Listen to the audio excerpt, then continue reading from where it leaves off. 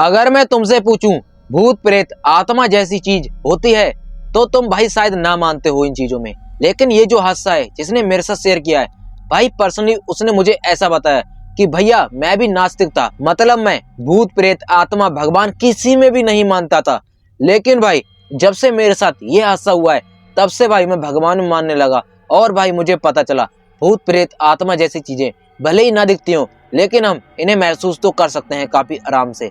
ये जो स्टोरी है भाई, जब वो सुना रहा था तो सच में भाई मुझे भी गूज़बम्प आ गए कि भाई ये कैसे हो गया इसके साथ। मैं विश्वास दिलाता हूँ इस स्टोरी को सुनने के बाद हर एक पढ़ने वाला लड़का भाई कभी भी रात के समय ऐसी जगह नहीं रुकेगा जहाँ पर भाई उसे कुछ ऐसा पता चल जाए। चलो इस कहानी को शुरू करते हैं। तो हाय, मेरा नाम अंकित और आप देख रहे हैं अंकित सागर यूट्यूब चैनल।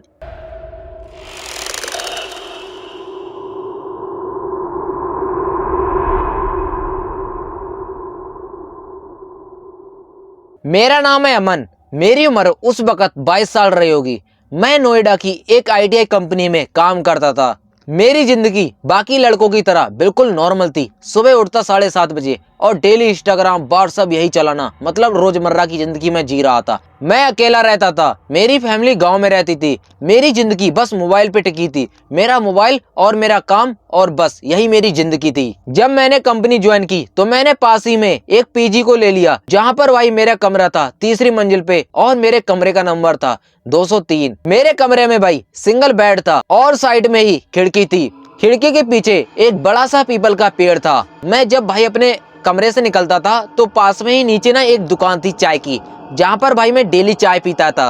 और जो चाय वाले भैया थे वो भाई मुझे बहुत देखते थे। उन्हें ऐसा लगता था ना जैसे भाई ये कैसे आ गया यहाँ पर, मतलब वो इस तरीके से देखते थे जैसे भाई ये यहाँ पर कैसे रुका है। मतलब मुझे उनकी शक्ल देख के कुछ तो डाउट होता था कि भाई ये मुझे ऐसे क्यों देख रहे हैं। मैंने कभी भी इन चीजों पे ज्यादा ध्यान नहीं दिया और मैं शाम को ऑफिस से आता, अपना मोबाइल चलाता, सो जाता।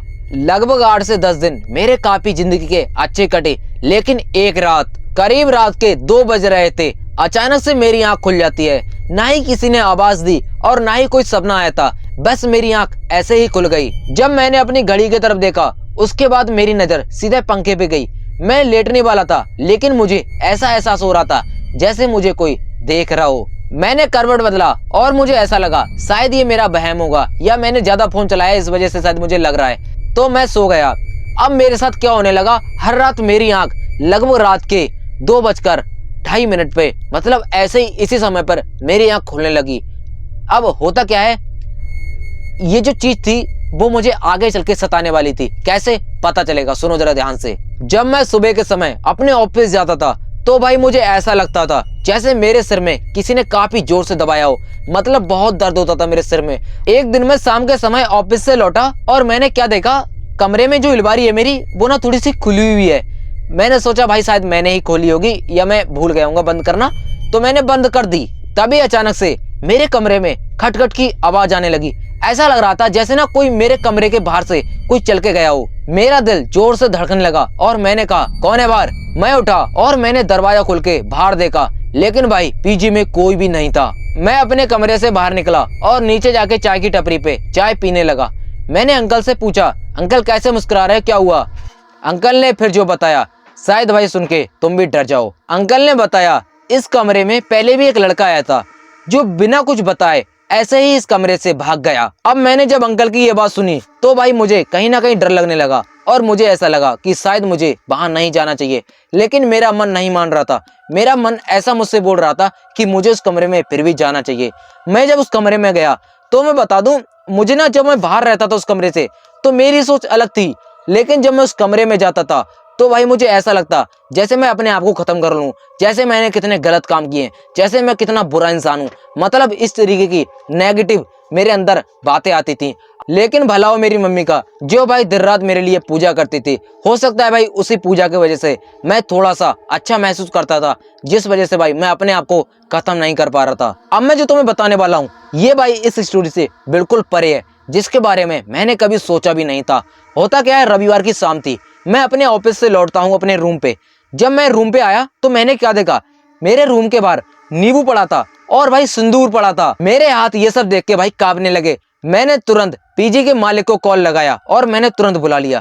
पीजी का मालिक आया तो भाई उसने पता है क्या बताया, उसने ऐसा बोला कि ये सब कोई मजाक कर रहा होगा। अब होता क्या है, मुझे ना रात के समय सपने आने लगते हैं और उन सपने में मैं क्या देखता था, उन सपने में मुझे दिखता था कि ना जो पीपल का पेड़ है मेरे रूम से बाहर जो दिखता था, उस पीपल के पेड़ के नीचे एक औरत खड़ी है जो ना मुझसे कुछ बोलने की कोशिश कर रही थी। भाई उसकी ना आवाज मुझे नहीं आ पा रही थी उस सपने में। अचानक से मेरी आंख खुल गई और भाई मैं पूरा पसीने में लथपथ हो गया। मैंने अपनी माँ को सब बताया और मेरी माँ ने मुझसे ऐसा बोला, बेटा किसी को दिखा दे जाके। मैं एक वहाँ के लोकल तांत्रिक के पास गया, ऊपर से नीचे तक देखा और मुझसे पूछा, कहाँ रहता है तू? मैंने कहा नोएडा के पीजी में।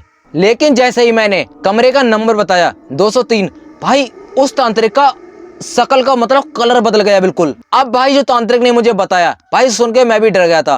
तांत्रिक ने मुझे बताया, जिस कमरे में तू रहता है उस कमरे में किसी ने काला जादू करके एक औरत को, मतलब एक औरत की आत्मा को छोड़ रखा है और वो वहीं पर बंद के रह गई है। अब भाई जैसे ही मैंने तांत्रिक की ये सब बातें सुनी, मैंने सोचा भाई अब तो मैं पक्का इस कमरे को छोड़ ही दूंगा। अब भाई जैसे ही मैंने अपने कपड़े बैग में रखे, वैसे ही भाई मुझे ऐसा लगने लगा जैसे भाई मैं ये क्या गलती कर रहा हूँ, मतलब मुझे इस कमरे से बाहर नहीं जाना चाहिए। अब होता क्या है, मैं जाके शीशे के सामने खड़ा हो जाता हूँ और शीशे में मैं अपने आप को देख रहा था। लेकिन भाई उस शीशे में मैं कोई अपने आप को नहीं देख रहा था, बल्कि मैं पीछे खड़े एक औरत को देख रहा था जो भाई मेरे पीछे खड़े होकर मुझे घूर रही थी। अचानक से भाई मैं बेहोश हो जाता हूँ। सुबह सभी लोग आए और उन्होंने मुझसे उठा के पूछा, क्या हुआ तुझे? भाई मैंने उन्हें कुछ भी नहीं बताया। मुझे पता था अगर मैंने इन लोगों को बताया तो भाई हो सकता है वो औरत मेरे पीछे पड़ जाए। इसी डर में मैंने किसी को कुछ भी नहीं बताया। मैंने क्या करा, मैंने अपना सारा सामान उन्हीं लोगों के सामने भरा और भाई मैं उसी दिन भाई मैं वहां से भाग के अपने घर आ गया। और भाई भगवान की इतनी कृपा थी, वो औरत मेरे पीछे नहीं लगी, वो उस कमरे में कैद होकर रह गई। लेकिन भाई अगर मैं उस कमरे में एक दिन और रुक जाता या भाई उसी रात कुछ हो जाता मेरे साथ, तो आज मेरे घर वालों को क्या होता। तो आज का ये रियल हादसा यहीं पर एंड करते हैं, फिर मिलते हैं किसी और नई स्टोरी में। Bye bye, good night.